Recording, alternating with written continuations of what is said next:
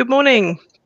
Welcome Good morning. to this session of OER 22. I hope you've all had a lovely morning. It's very early for our presenters here, 3 a.m. Jacob says, so they win the award for most dedicated presenters for getting up this early. And they'll be sharing with us today Scaling Success, Inspiring Change, Reflections on Launching the California Alliance for Open Education. So I'd love to welcome Jacob, Jaim, Thomas, or Tom, as you prefer, to OER this morning. Lovely to have you all. Thank you so much for getting up this early. We're looking forward to your presentation, and I will hand over to you all now. Thank you very much. So as she said, I'm Tom Clobes, and I'm presenting today with Jacob Jenkins, who is an Associate Professor of Communications, Jaim Hannans, who is an Associate Professor of Nursing, and then our other two team members who are here but not presenting are Janet Pinkley, a librarian, and Alicia Virtue, our Dean of the library. So what we're going to do today is we're going to give you some background that led to us establishing the California Open Education Alliance, and then how we developed it, and then just reflections on where we are right now. So the California State University system established the Affordable Learning Solutions, which was a system-wide effort to reduce course resource costs for students. Out of that, our university, California State University Channel Islands, established OpenCI in the 2016-2017 academic year. And our first coordinators were the one and only Jaim Hannans and Jacob Jenkins. We were the first university in the 23 campus California State University system to establish Z majors. We have a communications major, a early childhood studies major, and a health sciences major, where all the courses within the major students can take without purchasing any course materials. In addition, we have a Z track in nursing and a Z credential in special education. You can see that we've fostered a climate of open education resources for our students. And in that very first year, we saved our students over $259,000. That nearly doubled the next year, and we saw rapid growth after that, as you can see on these slides. For this current academic year, we have saved our students over $3 million. And that is for a whopping total of $8,473,305. So you can see that this effort by our faculty has really paid off and benefited our students significantly. In addition to direct efforts to reduce textbook costs and course resource costs for our students, OpenCI took a couple other initiatives. So we've impacted over 70,000 student enrollments during the 6 years that we've been working on this effort. We also, OpenCI, funded an OER textbook in Introduction to U.S. Healthcare Systems. That has been edited by me with collaborating with 20 authors across the United States, and will be published this August. That aligns with our one of our Z majors, health sciences, and will further reduce the cost, because that was one of our foundational core courses that several of the faculty were still using some traditional textbooks, and they've committed to using this textbook once it's available. And then a multidisciplinary group of faculty conducted a campus-wide survey to evaluate the impact of course materials on students. It was published in a special issue of the Journal of Interactive Media and Education, and it offered the first known empirical evidence of textbook affordability as a social justice issue, because students from undergraduate groups were less likely to purchase course material at all, less likely to have course material, required course materials on the first day of the class, and rated stress and anxiety as being caused by needing to spend so much money on their course materials. This article that was co-authored by Jacob and Jaim and others receive the Open Research Award from the Open Education Global Organization. And now I'm going to turn it over to my colleague, Jacob Jenkins. Thanks, Tom. And can you hear me, I assume? So Tom offered a little bit of a background about, like why we even began the California Alliance for Open Education and sort of how we got here. So my part was to offer a little bit of detail about the development. And I think our thought process here was that if you're chiming in for the presentation, you might be interested in how we did it, right? And you might be wanting to start something similar yourself somewhere else, or, something complementary. So to give you a little bit of a background, the idea in a lot of ways had been floating around for a while in our minds, I think, in the sense of trying to break down some of those silos between all the different institutions of higher education in California, which we'll get to in a moment. The idea of scaling out and sort of sharing out some of the success that we'd had on our campus that Tom was just telling you about, specifically the Z major development that he mentioned that was the first in the entire CSU. So from that, you could also trace it, as we listed here as being the first thing, back to a Spark grant through the Mickelson 20 Million Minds Foundation. So that's really where the idea sort of, met some traction and started moving forward. The Spark Grant initiative is just like it sounds. It's supposed to spark an idea. So it's a $25,000 grant that you can see that's not usually enough to maybe make something completely sustainable or to get it, completely fleshed out, but to spark the process. And so that's exactly what it did. It got, like I said, the idea had been floating around for a little while, some thoughts we've been thinking to really get us to move it forward. And as we shared it back with the CSU, if you remember, Tom mentioned the Affordable Learning Solutions Initiative is out of the entire California State University system.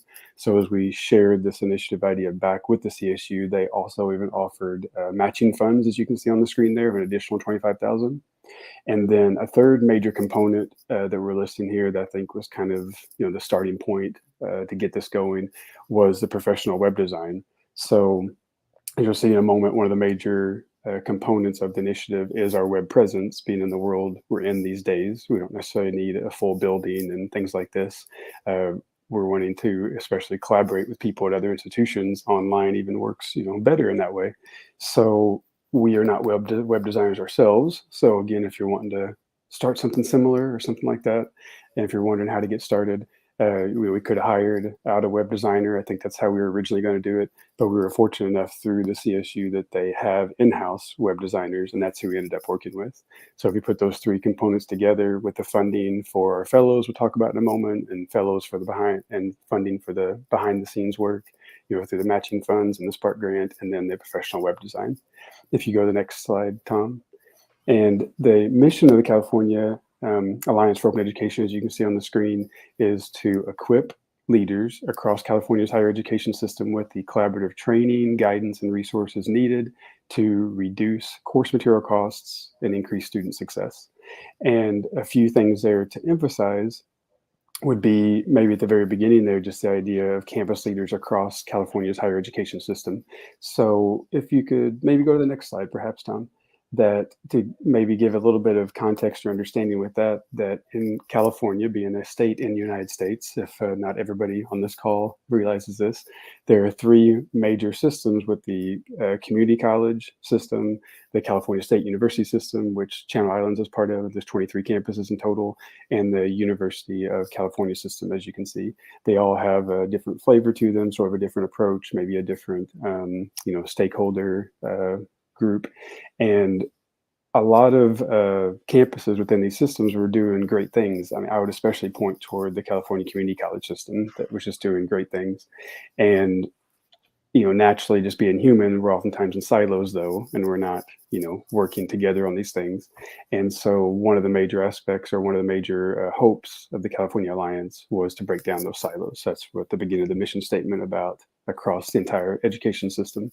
And then to share the training resources and whatnot. That maybe brings us to the next slide, Tom, if you could advance, is, it's a different slide that I'm seeing on my end. Could you go to the next one then maybe? We can come back to that one. Was to develop a website so that we could share out the resources that we had developed, for example, in developing our Z majors, so that then once we, increase that collaboration across the different systems, that we could also use that as a hub to share out resources that other campuses have developed. And the website is broken down into, there's like an about and there's a contact, but then there's resources as one of the major components of it. And then the other is projects.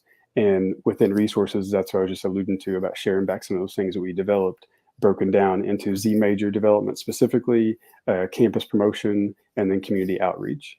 And so just seeing how you could go and see the resources about maybe how other campuses had spread the news among their faculty, maybe how they collaborated with student organizations or student governments, maybe how they had developed projects that worked externally with community stakeholders, these ideas so that you could, so we could all learn from each other, right?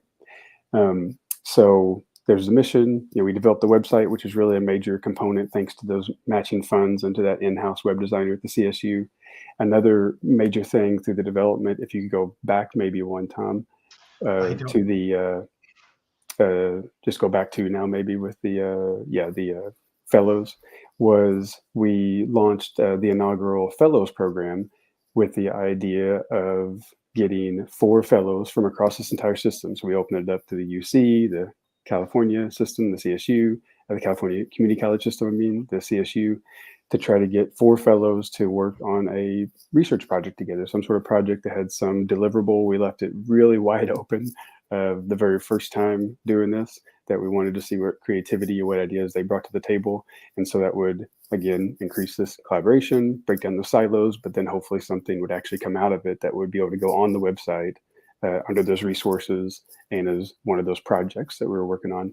And currently, just for the record, they're coming up with a roadmap, maybe you could say, like a resource guide, 2 of them, one focused for faculty, one focused for administration, that has nodes, is a term we've been using, that as you go through the map of just detailed information for different points in the process of what step 1 would be, step 2 would be, step 3 would be, and they're trying to make it visual, interactive, and some things like this. So just to give you, some taste of an idea.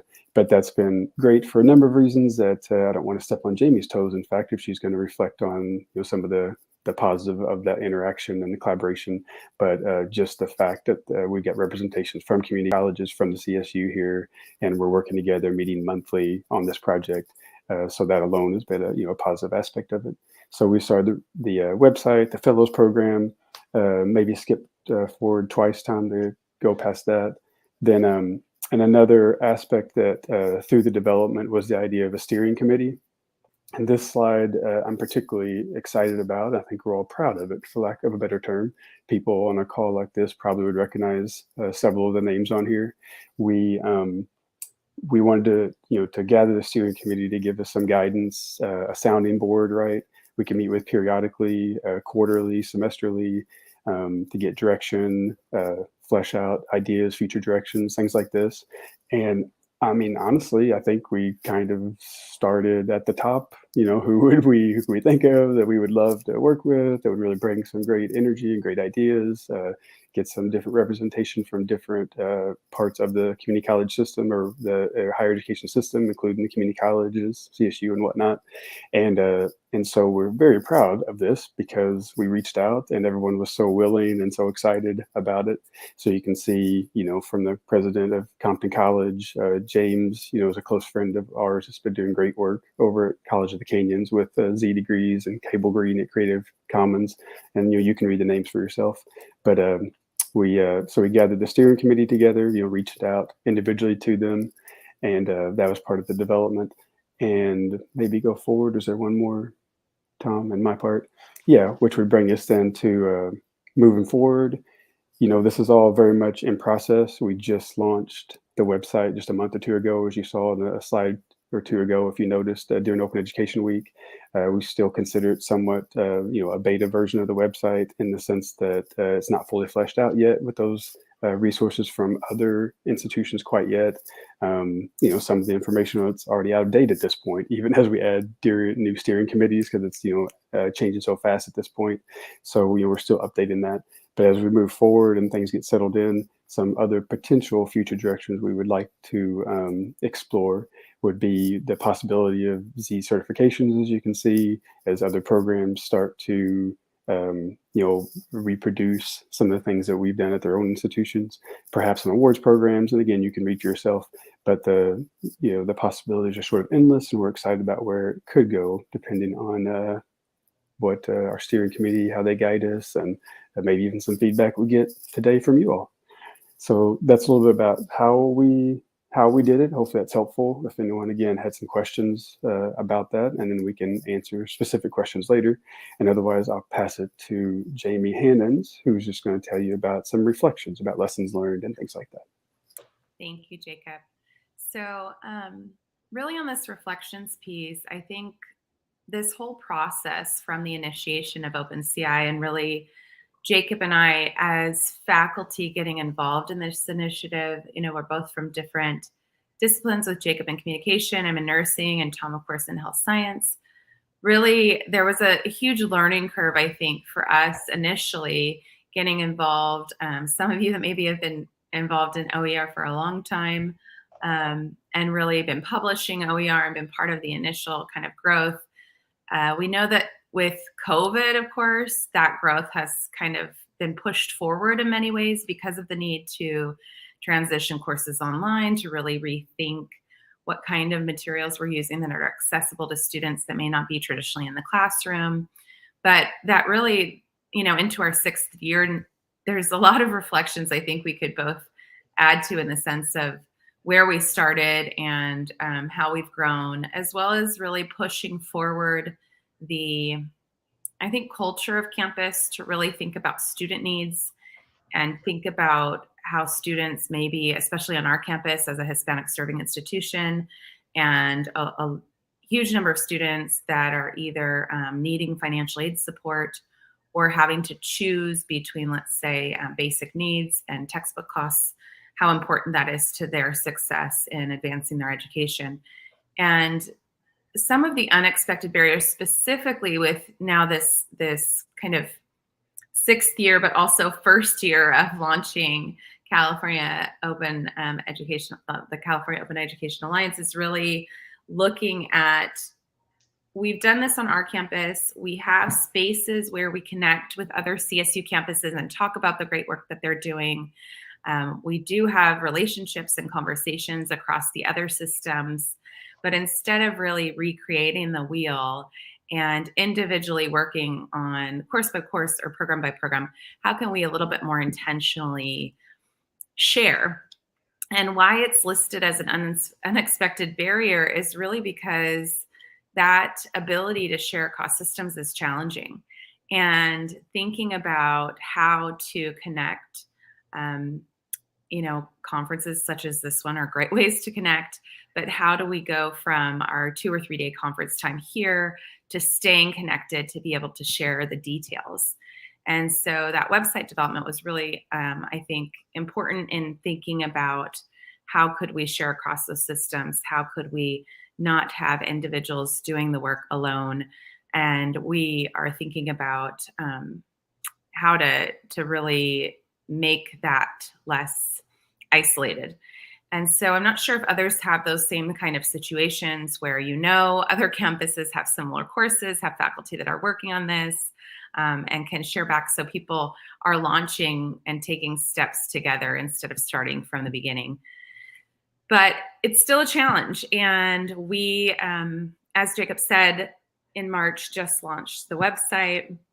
We're still looking for people to share. We're still trying to figure out how to scale that website as a resource and somewhere where individuals or campuses or leaders can go online and submit materials, so that it's not just about Channel Islands sharing back what we've done, but we know there's lots of other great work being done out there that could have impact and stir other ideas.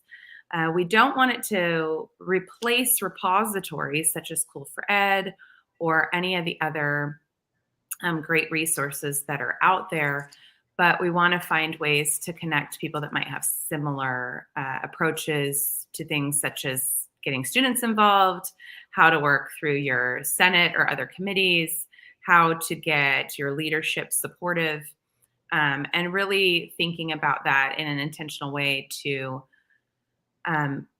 grow OER. So Tom has been involved in working on publishing an open text. And so even things like sharing out the resources that are there or the process that goes into that, rather than just the context of the new open textbook or OpenStax or pieces of what's available, also how that happened.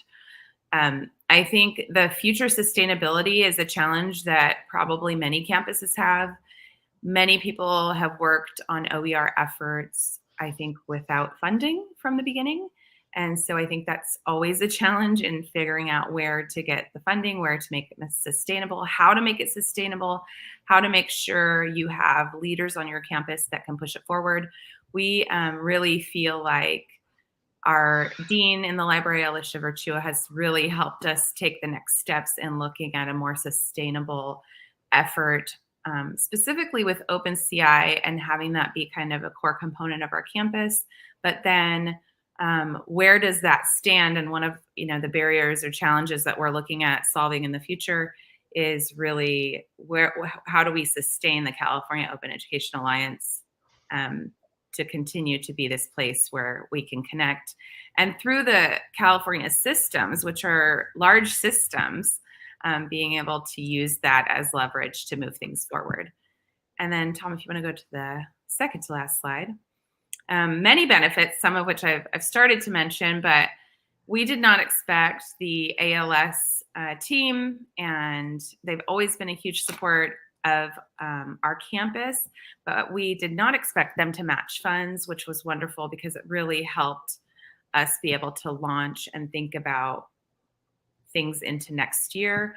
This summer, we're going to be working on efforts to look at our general education courses really closely and ask some questions about how we have it's called a CID code. So it's a course identification code that indicates courses across the system are similar and maybe have similar learning outcomes. And so how to make those connections across the systems.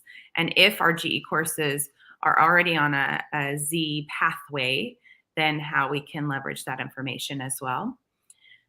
We really, as I mentioned, had this administrative engagement and alignment to our campus and wider California state initiatives that created a place for support to continue to grow this effort. The project development from multiple stakeholders really is important, I think, for us to think about as a team.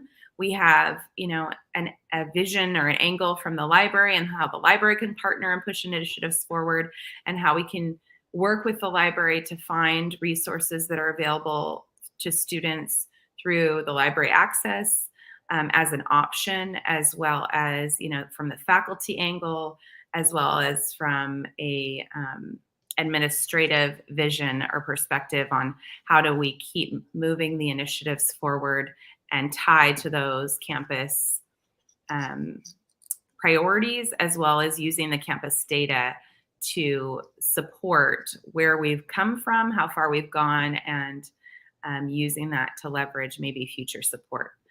And then lastly, the leadership team that we have been able to recruit for our planning moving forward has been phenomenal. We really don't think that we are the only voice with OER leadership, and really feel like we are kind of on the baby step aspects of that in some ways, or at least in California, maybe don't have the larger international perspective.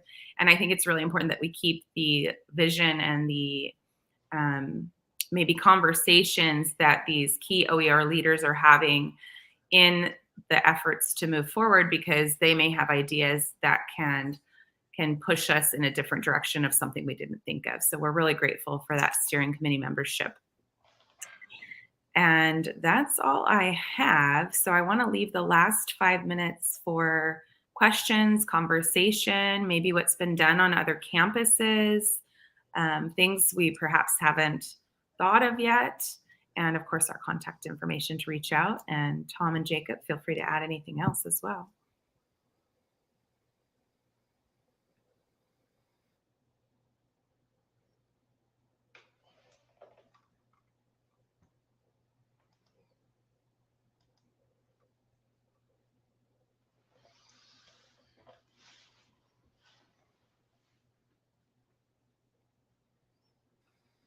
So does anybody in the, okay, we have a question here.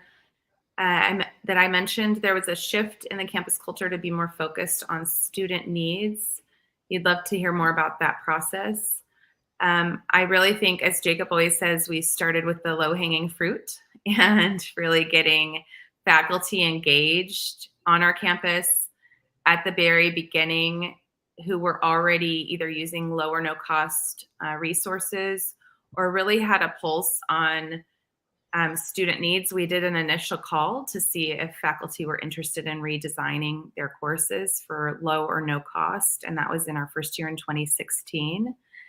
Because of the rapid growth that you saw back on a few slides ago, there was really this, I think, embracement of faculty engagement. And we did a lot of marketing. Faculty really like swag, cups, t-shirts, stickers. I mean, things that kind of made it fun and made us have a name to our effort. And then I think more faculty got engaged and really started thinking about the impact of students, followed by the research, really getting an assessment of our students in our campus. There's about 7,000 or a little over 7,000 students on our campus. So we are one of the smaller CSUs. But I do think that that data and sharing that data out also made a big impact. I don't know if Tom or Jacob, you want to add anything to that I missed? Well, I was thinking of the Basic Needs Initiative because I agree with everything you just said, just to add maybe a different angle if that's how the question was being asked.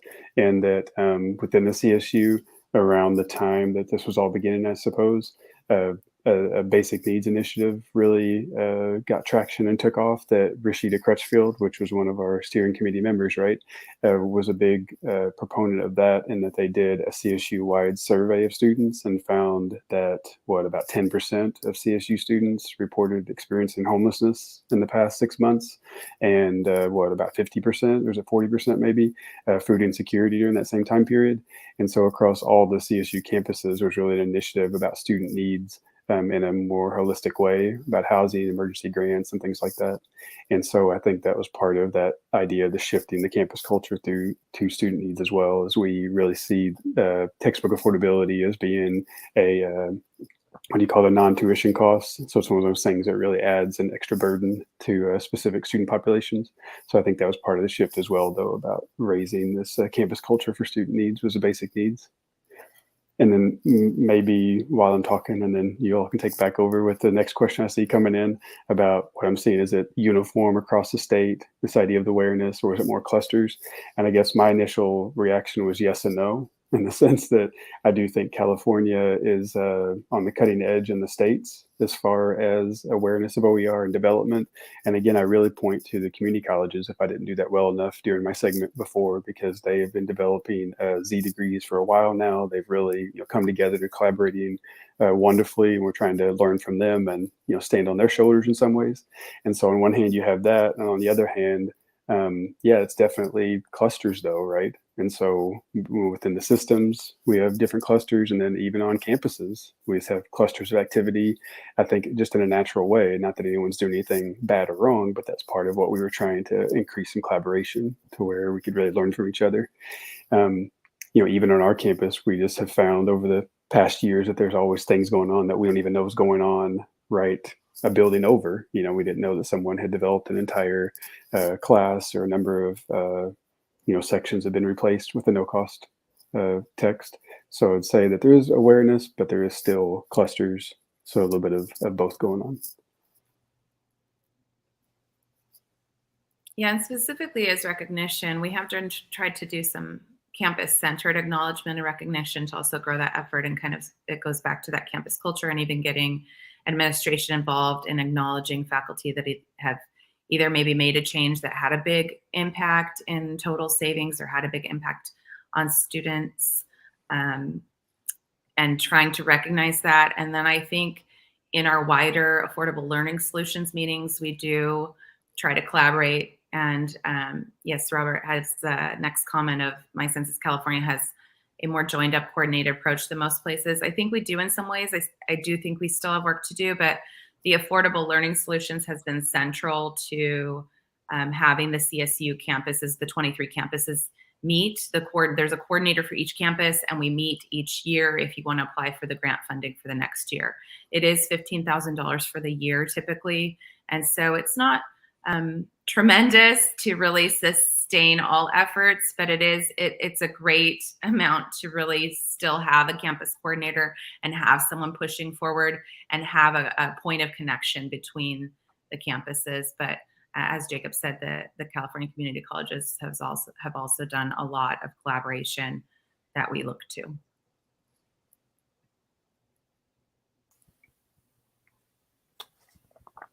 Thank you so much, Tom, Jacob, and Jamie, for your presentation. It's been fantastic. And thank you for joining us so early in the US as well. We really appreciate you being here with us.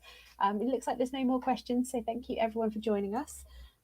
We have got a short lunch break now until 1 o'clock. And then join us again for our next session then. Thank you. Thank you.